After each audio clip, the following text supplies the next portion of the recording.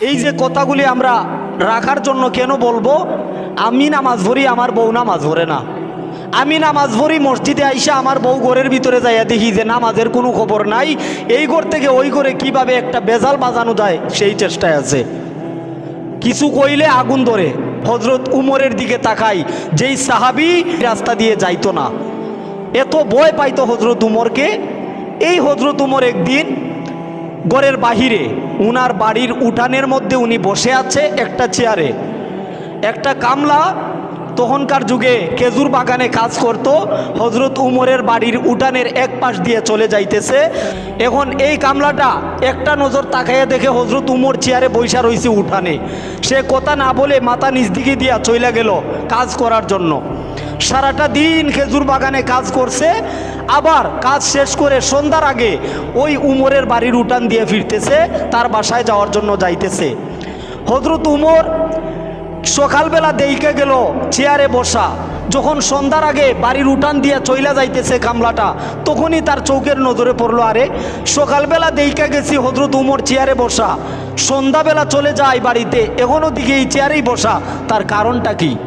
তখন সে ভয় পাইয়া পাইয়াই সামনে অগ্রসর হইল। সামনে অগ্রসর হইয়া যাইয়া বলে, খলিফাতুল মুসলিমিন বেয়াদবি মাফ করবেন, একটা জিনিস আমি জানতে আইছিলাম। বলে কি? কালে দেখলাম এই চেয়ারেই আপনাকে বসা দেখছি, আর এখন সন্ধ্যা হয়ে গেছে, আমি বাসায় যাব, যাওয়ার বেলায় আপনাকে দেখি এই চেয়ারে বসা, তার কারণটা কি একটু বলবেন? তখন এই কামলাটাকে বসাইছে, বসো তুমি, শুনো কেন আমি এই চেয়ারে বসে আছি। তখন আমার ঘরের সমস্ত ফ্যামিলি এক জায়গায় বেড়াইতে গেছে, আমার ঘরের মধ্যে একটা উপযুক্ত মেয়ে আছে, আমার মেয়ে উপযুক্ত, কিছুদিন পরে বিবাহ দিয়ে দিব, এই মেয়েটা ঘরের ভিতরে আছে, এই জন্য আমি বাবা যাই না, যদি শয়তান মালউন দূর থেকে আমার নজরটাকে খারাপ করে দেয়। তুমর বলে যে আমি কেন যাই না, আমার উপযুক্ত মেয়ে ঘরের ভিতরে, কিছুদিন পরে বিবাহ হবে, আমি উমরের পর্দা রক্ষা করতে গিয়ে আমি উমর উঠানের মধ্যে বসে আছি, আমার পরিবার আসবে, তারপরে আমি ঘরের ভিতরে ঢুকবো। এই যদি হয় সাহাবীর পর্দা, আজ আমাদের পর্দা কোথায়? আমরা বিবাহের সময় বেপর্দাটা কোথায় দেখেন? এই আপনার উদ্বোধনটা কোথায় থেকে? বিয়া থেকেই আপনার বেপর্দা শুরু। বিয়ার সময় যেটা করলেন আপনি সমস্ত নাফরমানি, একটাও আপনার ইসলামের বিধিবিধানে জায়েজ নাই। বর্তমান সমাজের বিয়া আর গজবের সমান। প্রথম আপনি মেয়ে দেখতে আসছেন, আসার সময় যেই মানুষগুলো নিয়ে আসছিলেন এর মধ্যে তাদের ফ্যামিলির লোক, যার জন্য নিবে তার ফ্যামিলির লোক, ওই বাহির থেকে সর্দার মর্দার ডাক দিয়ে, আসো একটা মেয়ে চাইতাম যাইতাছি, দেখা লই না বালা আছে নিনা না না কিতা করে দেখা লই, সব কিছু দেখা মেয়ের চুলে দইরা টানে, আবার দেখে চুলটা নকল কিনা আসল। এই গজব শুরু হইল আপনার প্রথম থেকে। বিয়ার দিন তারিখ নির্ধারিত হইল, বিয়ার দিন তারিখ নির্ধারিত করার পরে আপনি গেলেন বিবাহের অনুষ্ঠানে, আপনার যে যাদেরকে আপনি দাওয়াত করছিলেন বিয়া করবেন, বিয়াটা যত কম খরচে করা যায় তত সুন্নত। কম খরচ, লক্ষ লক্ষ টাকা খরচ করার নাম বিবাহ নয়। আপনি মানুষ নিয়ে যাবেন 20 জন, এই 20 জনের খাবারই থাকবে, এবং এমনটা করবে যেন আয়োজনটা যে করছে এক জায়গায় বসে, পুরুষ থাকবে এক জায়গায়, মহিলা থাকবে এক জায়গায়, খাবে চলে যাবে। এখানে অনেক কিছু আয়োজন করা হয়, মরিচবাতি লাগাও, লাইট লাগাও, প্যান্ডেল করো, এরপরে ডেকসেট বাজাও, অনেক কিছু করতে হবে। লক্ষ লক্ষ টাকা খরচ করে বাজাইয়া বিবাহ দেওয়ার নাম গজবি কারখানা।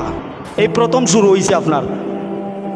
আপনি দেখেন কোথায় আছেন, আপনি আসেন কোরআনে হাদিসে ইজমায় কি আছে, কোনো একটা জায়গায় যদি আমরা যা করছি তা যদি লেখা থাকে, তওবা করে যা কিছু করছি সব মাফ।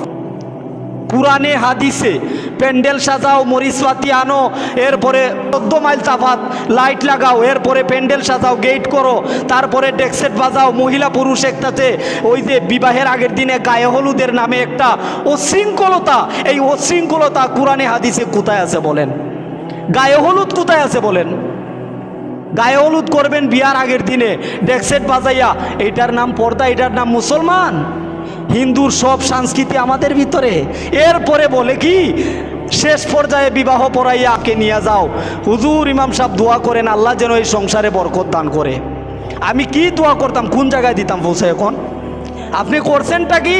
আর আল্লাহর কাছে আমি চামু কি? কোন আল্লাহর কাছে কি চাইতাম? বলে আল্লাহ সারাটা রাত ডেক সেট বাজাইছে, আল্লাহ তুমি এখানে বরকত দিও, নাকি কি কইতাম? মানে কি বলে দোয়া করব? আমি কি বলে দোয়া করব? আল্লাহ অর্ধেক রাত্র প্রায় 2টা বাজে ডেক সেটটা বাজছে, আল্লাহ রে এই ফুলাগুলা অনেক কষ্ট করছে ডেক সেট বাজাইয়া, আল্লাহ এদের শরীরে শক্তি দান করো, এটা কইতাম। তো কি বলে আমি দোয়া করব? হায় হায় হায়, সমাজ বেহায়াপনায় ভরে গেছে। এই যদি হয়, হ্যাঁ মাইন্ড করবেন না প্লিজ, হক কথাইরা লাগতে পারে, আমার মাফ করবেন। আপনি বলেন আপনি যে মুসলমান, আপনি তো কুরআন হাদিস জানেন না, আপনি হয়তো বা পড়েন নাই। আপনি কোনো একটা আলেমকে কোনো জায়গায় কোনো একটা, আমি তো আর আলেম বলি না, আমাকে বড় আলেম মাপতে হবে না আপনার কাছে যাকে হুজুর মনে হয় তাকে একটা দিন জিজ্ঞেস করেন যে হুজুর আমি যে বিবাহের সময় যে ডেকসেট বাজাইছিলাম এটা কোরআনের কোন জায়গায় আছে, আমার একটু দেখাইয়া দেন। এটা হুজুরে জানতো না, এইটা হুজুরে জানে না, আপনি দেখাইয়া দেন। যদি কোনো এক হুজুরে বলে জায়েজ আছে তো তওবা কইরা আপনাদের কাছে মাফ চামু। গায়ে হলুদ করতে হবে এটা কোথায় আছে? নাই। তাহলে ওখান থেকে আপনার গজবি শুরু, বেপরদা। আপনার এই পুরুষ মহিলারে আপনি এক জায়গায় নাচানাচি করাইলেন, বিবাহের অনুষ্ঠান সাজাইলেন, যা কিছুই করলেন, নাফরমানি করলেন, করার পরে আপনি আনলেন ওই গর্দে আইসা বিবাহ করার পরে আপনি ঘরের ভিতরে যদি বউকে বলেন বউ হুজুরে বলছে পর্দা করতে হবে, মসজিদের হুজুর কইয়া দিছে পর্দা করতে হইব, এই বউ মানবো? কইব বিয়ার সময় কি করছিলে মনে নাই? বিয়ার সময় কি করছিলেন মনে নাই? এটা তো আমি যখন বাড়িতে গেলাম তখনও তো যাইয়া দেখছি যে ডেকসেট বাজে, আর এখন হুজুর হয়ে গেছেন গা, বাপ রে বাপ। তাহলে বলেন প্রথম থেকে যে আপনি যে আনছেন ঘরের ভিতরে তখনই তো নাফরমানি করছেন। এখন একটা মানুষকে প্রথম থেকে যদি আপনি আদব শিক্ষা দেন সে কোনোদিন বেয়াদব হবে না। এইটার এই বাবা নামের কলঙ্ক হইয়া লাভ নাই, বাবা নামের কলঙ্ক হইয়া লাভ নাই। সন্তান যদি আপনাকে পিতা হিসাবে না মানে, আর বিবাহের সময় এতগুলো খরচ করে, এত বড় আয়োজন করে, সংক্ষিপ্ত খরচের ভিতরে বিবাহ হইল, আল্লাহ রাসূল বলছে। আর বর্তমানে জিনা বেবিচার বেড়ে গেছে, সন্তান বালেগ হইয়া যায়, পর্দা কিভাবে রক্ষা করব? দেখেন আমাদের সন্তানেরা বালেগ হয়ে গেছে, বিবাহের কোনো খবরই নাই, অথচ সন্তান অবৈধ প্রেমে জড়িত। অবৈধ প্রেম করতে পারবে, বিবাহ করতে পারবে না। আহা বাবা রে বাবা, বাবা হইছো কেন তুমি? সন্তান অবৈধ প্রেম করতেছে, এটা বাপে কয় না ফুলাফান মানুষ এরকম করবই, আরে এইরকম করতে পারে কিন্তু বিয়া করতে পারে না। আপনি বিবাহ দেখলেন না, না আমার ফুলা উপযুক্ত হইছে না, ফুলা প্রেম করার উপযুক্ত হয়ে গেল আর সে বিবাহের উপযুক্ত হইছে না। সে যদি কামাই করতে না পারে আপনি খাওয়াবেন, বিবাহ করান, ফুলাটারে পাপ কাজ থেকে বাঁচান, পর্দা রক্ষা করেন। হ্যাঁ, ফুলাফান আজকে কোথায় চলে যাচ্ছে আমাদের?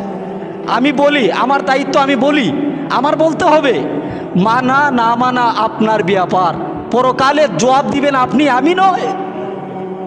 মানেন না মানেন সেটা আপনার ব্যাপার। বিবাহের সময় ডেকসেট বাজানো, ডেকসেটটা বাজানো হারাম, গায়ে হলুদ করা হারাম, বিবাহের মধ্যে এক প্যান্ডেলে নারী পুরুষ একসাথে বসাইয়া খাওয়া হারাম। এইগুলো করার পরে শেষ পর্যায়ে আমারে নিছেন হুজুর আইয়েন একটু দোয়া কইরা দেন। তো আমি কি বলিয়া দোয়া করবো? আমার মুখের ভাষাটাই তো আইতেছে না যে কি করছে এরা, কি এর মধ্যে দোয়া করবো আমি? মানে বিয়া করছে আল্লাহ এই সংসারে বরকত দিও, কেমনে দিত? সারা রাত করছোটা কি? এই আমার দায়িত্ব আমি পালন করি, তার দায়িত্ব আপনি পালন করবেন, বাকিটা আমাদের ব্যাপার। আমরা যা করছি করছি, আপনি তো মুসলমান আছিলেন, আপনি তো বিধর্মী ছিলেন না। জবাব দিতে হবে মালিকের দরবারে, একদিন মরবেন তো একদিন, সময় আসতেছে গনিয়ে। আপনার সন্তান এমনটা হবে যে ভালো কিছু আশা করবেন না সন্তানের থেকে।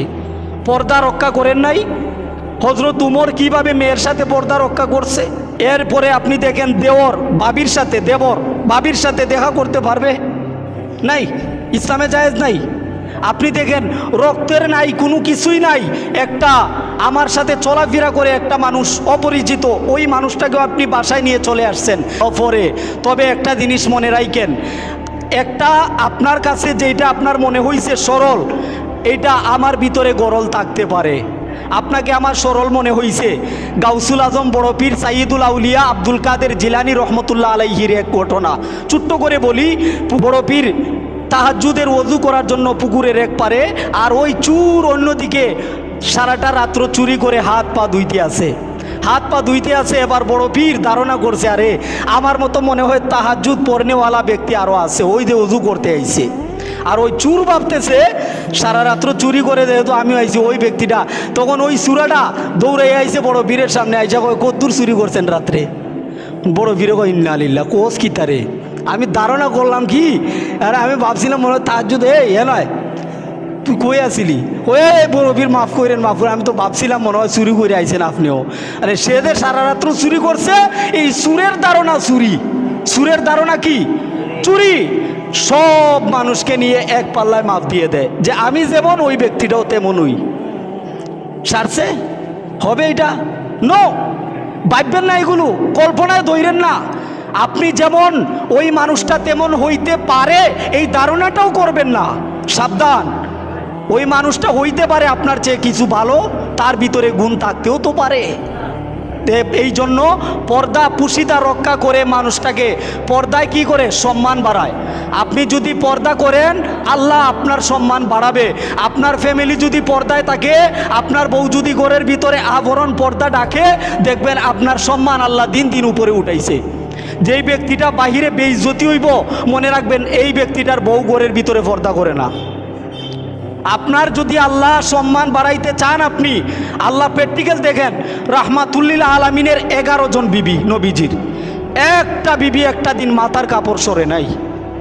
আর আমরা সেই নবীর উম্মত যেই নবীজি 11টা বিবাহ করার পরেও পর্দা রক্ষা করেছে। একজন বিবি ঘরের ভিতরে আনার পরেও আমরা পর্দা রক্ষা করতে পারি না। আপনার বিবির চক্ষু যদি আরেকজন দেখছে, তার অবস্থাটা কেমন হবে? তো আল্লাহ তাআলা আজকের এই বিষয়টা থেকে আমরা জানি পর্দা করব, পর্দা করে আমাদের যদি সংসারে আয় বরকত বাড়াইতে চাই, পর্দা করব, নামাজ পড়াবো। শুধু পর্দা করলে হবে না, পর্দার ভিতরে নামাজ পড়তে হবে। নামাজ পড়াবেন 5 ওয়াক্ত। বিবিদেরকে, মেয়েদেরকে, ছোট্ট বাচ্চা যারা আছে মেয়ে, এদের থেকে এই কাজটা গুড়ার থেকে পর্দা করাইয়া উঠাবেন। দেখবেন বড় হইলে মাথার কাপড় সরতো না। ছোটো থেকে মেয়েটারে পর্দা করাইয়া উঠাইবেন। বড় হইলে দেখবেন আমার মা বাবা শিক্ষা দিছে মাথার কাপড় সরাইতাম না, দেখবেন মেয়েটা মাথার কাপড় সরাইব না। ছোটোবেলার থেকেই যেমনে মনে চায় তেমনি দিতাছেন, বড় হইলে সে পর্দা করবো কর্তিকা। তো আমাদের এইটাই যেন মনে থাকে, আমাদের মেয়ে সন্তান আমাদের আমানত। আল্লাহ তাআলা আপনাকে মেয়ে সন্তান দিছে পর্দা করার জন্য। আল্লাহ রব্বুল আলামিন আমাদের পরিবার পরিজনকে এই বেপর্দা থেকে, নির্লজ্জ থেকে আল্লাহ তাআলা হিফাজত করেন। পড়ি আমিন।